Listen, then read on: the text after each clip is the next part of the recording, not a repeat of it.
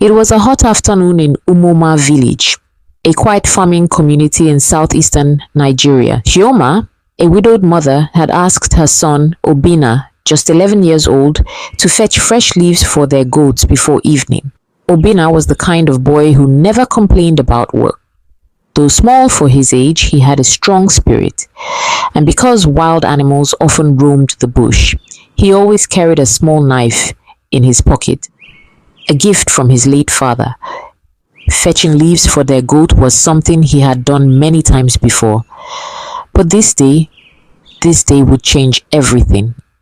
Obinna walked with his basket in one hand, his small knife tucked safely in his pocket.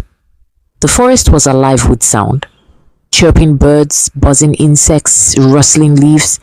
But then suddenly the noise stopped. The silence was so sharp it made his skin crawl. And then, without warning, something struck. A python. Massive, silent, deadly. It coiled around him before he even had the chance to scream. The force crushed his ribs, squeezed the air from his lungs. He tried to shout for help, but only a faint gasp escaped. And then the jaws opened. The python began to swallow him alive. The world around Obinna went black. He could not move. He could not breathe. The stench of death filled his nostrils. For a moment, he gave up. He thought of his mother, Chioma, waiting at home, not knowing that her only son was already half swallowed by a monster. But then his fingers brushed against something.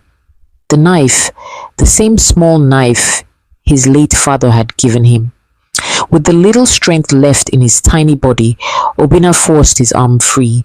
His hand shook, his vision blurred. But he made a decision. If I must die, I will not die silently. He plunged the knife into the python's flesh, once, twice, again and again. The snake hissed in rage, thrashing violently across the ground, rolling against trees, crashing into bushes. But Obinna refused to stop. With every cut, warm blood poured over him. With every stab, he pushed back against death.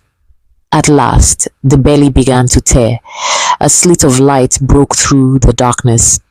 With one final desperate push, Obinna crawled out of the python's body, covered in blood, gasping for air.